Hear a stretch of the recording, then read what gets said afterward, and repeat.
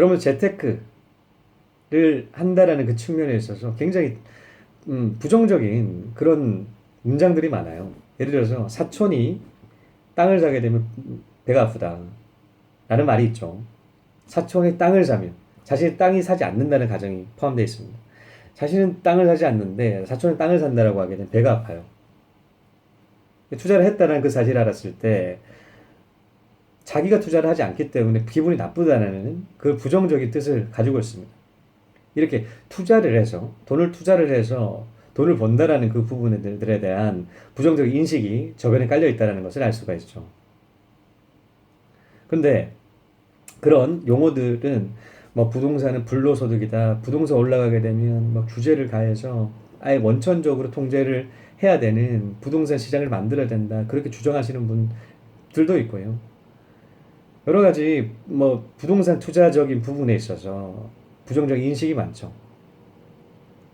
그리고 그런데 반해서 주식 같은 경우는 투자를 해서 너무 많이 올라간다, 그럼 주식 규제를 해야 된다, 이런 얘기 하지 않지 않겠습니까? 주식은 투자를 해서 돈을 번다라고 하게 되면 이건 투자예요. 부동산은 투자를 해서 돈을 번다라고 했을 때 투기입니다.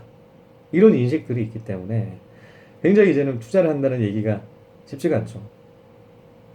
그래서 투자로 돈을 버느라고 하지 말고 일을 열심히 해서 일에 대한 월급을 그 돈을 벌려고 해라.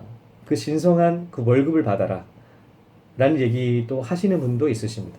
그만큼 이런 우리 한국 내부적으로는 이 투자를 한다라는 그 측면 부분에 있어서 부정적인 인식을 가지고 있죠. 그렇다면 다른 나라는 어떨까요? 다른 나라도 마찬가지입니다. 중세 유럽에서는 돈을 다루는 그 부분, 그 직업들, 그 자금적인 부분을 다루는 그 직업들을 천한 그런 직업으로 여겼어요. 그 당시 천한 그 신분이었던 유대인들이, 박해를 받았던 유대인들이 그런 돈을 다루는 업무를 종사를 할 수밖에 없었습니다. 뭐 법무상을 하든 아니면 대부업을 하든 뭐 금융업을 하든 했었어야 됐었어요. 그게 천한 업무 저변이었고 천한 신분이었던 유대인이 그렇게 박해를 받았었던 것이죠. 그런 이유 때문에 아이러니하게 그런 이유 때문에 이제는 전 세계 금융을 시장을 장악하고 있다. 유대인들이 장악하고 있다. 그 중심축에는 로스차일드 가문이 있겠죠. 로스차일드 가문은 이런 주식 투자로서 엄청난 자산을 불린 그런 가문입니다. 그런데 이런 부정적인 인식을 갖는 이 돈을 다루는 그런 부분들, 투자를 한다는 그런 부분들이 자본이라는 그 사회라는 그 측면에서 봤을 때는 일상화되어 있어요. 그래서 우리가 지금 살고 있는 사회는 어떤 사회인가요? 자본주의 사회입니다. 사회 앞에 자본주의라는 게 붙죠. 자본이 맨 앞에 붙어 있어요. 그것이 의미하는 바가 무엇일까요?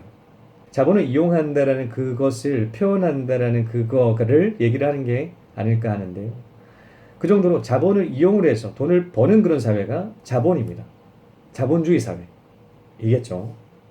그런데 아이러니하게도 자본으로 인해서 돈을 버는 부분에 대한 그 부정적인 인식을 가지고 있는데, 그 자본주의에 살고 있다라는 그 아이러니를 가지고 있는데, 이런 자본주의에서 이제 생활하기 위해서는 재테크는 필수입니다.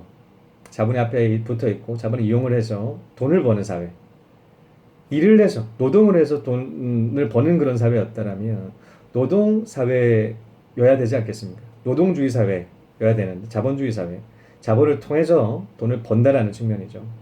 그런데 이 투자를 하면 할수록 이 여러 사람들한테 얘기를 하는 그런 측면 부분이 긍정적인 것보다 부정적일 때가 굉장히 많다라는 사실을 알게 되었습니다. 여러분들도 투자를 한다라고 하게 되면 뭐 주변 뭐 상사라든가 아니면 직장 동료들한테 얘기를 하는 편이신가요? 거의 대부분 아니실 것 같은데요. 만약 하신다라고 하게 되면 그 긍정적인 작용을 하던가요? 아니죠. 이 굉장히 이 투자를 한다라는 그 측면들을 얘기를 했을 때 여러 가지 이 장벽들이 많아요. 첫 번째로 아까도 말씀드렸듯이 직장 생활을 할 때의 장벽들이 생깁니다. 왜냐하면 이 투자를 한다라는 것은 어떻게 보면 어, 투자를 하지 않는 사람들과 극명한 대비를 만든다라는 거죠. 자, 투자를 하는 A라는 부류가 있어요. 그리고 투자를 하지 않는 B가 존재를 합니다. 근데 대부분의 사람들은 회사 생활을 하신다라고 하게 되면 주변을 보신다라고 했을 때 대부분의 사람들이 투자를 하지 않는 그런 부류의 사람들이 훨씬 많죠. 투자를 하는 사람은 극소수입니다. 그런 상황에서 투자를 한다라고 얘기를 했을 때 이 투자하지 않는 사람들은 과연 어떤 생각을 할까요? 이 투자를 하지 않는다라는 거는 돈을 벌 수 있는 그런 확률이 줄어든다라는, 아예 없다, 제로라는 거죠.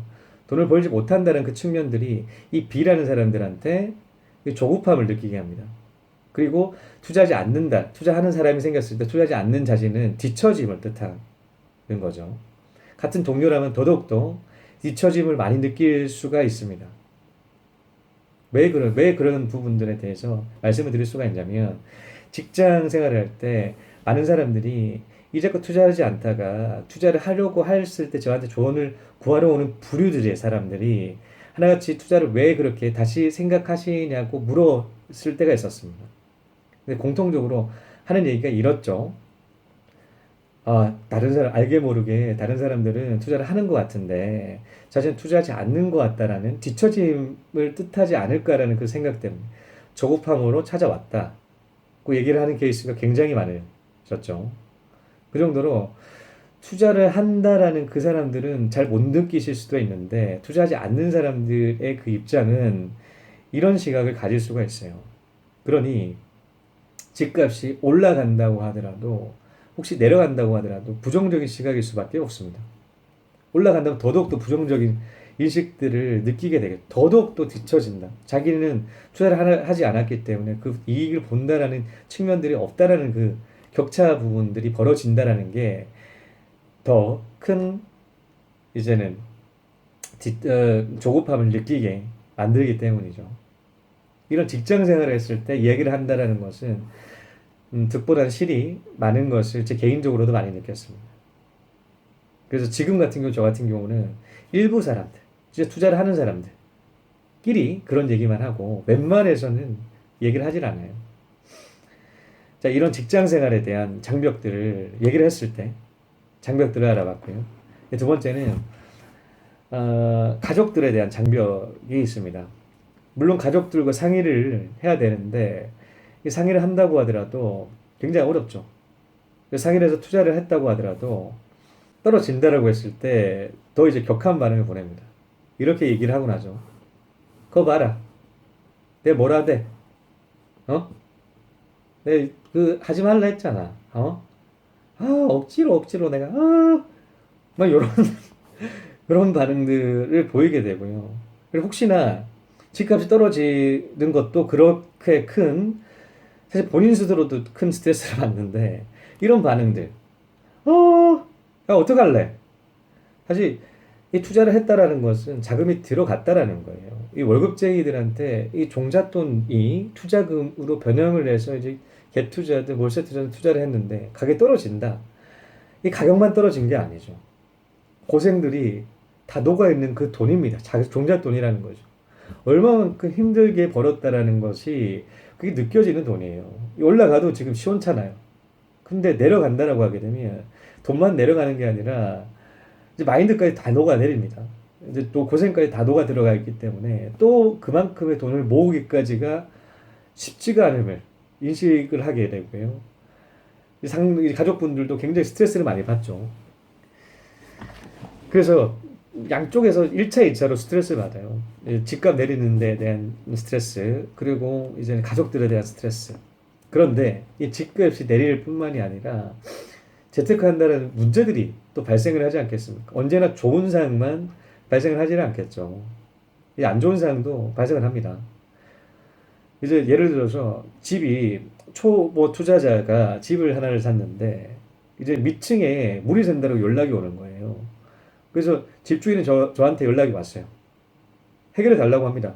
보통 일반적인 관례에 따라서 위층에서 이제 누수가 생겼을 때는 그 위에 있는 사람이 이제 비용이 되기 때문에 저한테 비용적인 부분 빨리 이 부분 해결해 달라 연락이 옵니다. 실제 사례였고요. 그런데 이 투자를 한다라고 이렇게 되면 어떤 식의 반응이 오냐면 이런 식으로 와요. 근데 거기 투자하지 말라 했잖아. 어떻게 할래 그거? 앞으로 이제 그런 문제 생겼을 때 어떻게 할 건데? 그렇게 멀리 투자를 했는데 가까이 투자를 했었을 때 얘기 안 듣더니 어떻게 할 건데? 라는 얘기들이 나와요. 어떻게 해결할 건지부터 시작을 해서 가까이 투자를 했었으면 어땠을까라는 그거. 이제는 변동사항이 생기지 않지 않겠어. 그거를 옮길 수도 있는 것도 그 아파트를 근처로 옮길 수도 있는 것도 아니고 해결책이 없죠. 그리고 어떻게 해결할 건데에 대한 해답을 할 수가 없습니다. 초보 투자자 입장으로는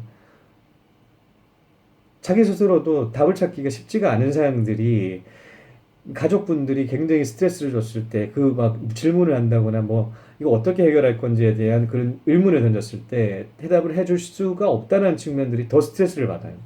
그 해답을 줄 수가 없으니 자괴감에 빠집니다. 내 진짜 내 추천바라기 샀는데 괜히 투자했다. 이제 앞으로 투자는 하면 안 되겠다. 내 너무 고생해서 이런 안 좋은 인식을 가질 수가 있다는 거죠. 그렇기 때문에 집값이 내려가도 이제는 문제고요. 올라간다라고 했을 때 주변 사람, 직장인 분들한테도 문제가 생기고요. 또 문제가 생겼을 때, 집에 실질적인 그런 문제가 생겼을 때 해결하지 못한다는 그 초보자 입장에서는 굉장히 스트레스를 받을 수밖에 없어요. 그런데 저는 이런 측면에 있어서 가족들 외에는 말씀을 드리지 말라라고 얘기를 합니다. 가족들이랑은 상의를 해야겠죠. 투자를 할 때 상의 없이 투자를 했다가 난리가 이혼 도장 찍을 수가 있어요. 그만큼 좀 위험한 투자 자금 부분에 있어서 순전히 자신이 모았다고 하더라도 상의를 하셔야 합니다. 그래서 가족분들 앞서 말씀드렸던 그 스트레스들은 본인들이 공부를 해야 돼요. 그 책을 읽어야 되는 이유가 여기에 있습니다. 이런 문제들이 발생을 했을 때의 해결책들이 책 안에 있기 때문에 책을 한 권 들고 읽다 보게 되면 다양한 해결책들이 알게 모르게 자신한테 축적이 됩니다. 그 책이 읽지 않는 상태에서 문제가 발생을 하게 되면 앞서 보셨듯이 작살이 납니다. 이게 막 엄청 고생을 해요. 막 달달 볶이는 거는 예사고요. 이제 투자 세계에서 이제 막을 내려야 되는 그 시점도 오실 수도 있어요. 그만큼 본인 스스로 스트레스를 받아서 투자 이제는 나 투자 안 할란다. 개고생해서 막 그렇게 진짜 실제로도 얘기를 하시는 분들이 꽤 있으시고요. 그 충격적인 그런 사건들 해결하지 못했던 그 부분들 얘기를 하면 할수록 그 스트레스 강도는 굉장히 더 크게 와닿습니다. 직장에서도 와닿고요. 가족들한테도 와닿고 가족들은 해결해야죠. 이 부분은 본인들이 그 책을 읽으면서 투자를 해야 된다. 책을 읽어야지 해결책이 있다.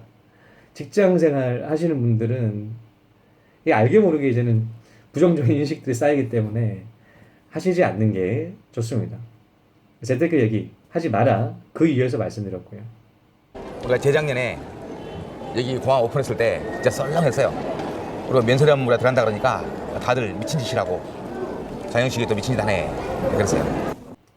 자, 이것으로 재테크 한다 얘기하지 마라 는 여기까지입니다. 시청해주신 여러분 감사합니다. 다음 시간에 또 뵙겠습니다. 하는 일이 좋으면 그 평생 하루도 하지 않는 것처럼 그 취미생활이 그 제 일을 어떤 면에서도 어떤 식으로 더 조금씩 더 잘할 수 있는지 저는 온리 몰입합니다.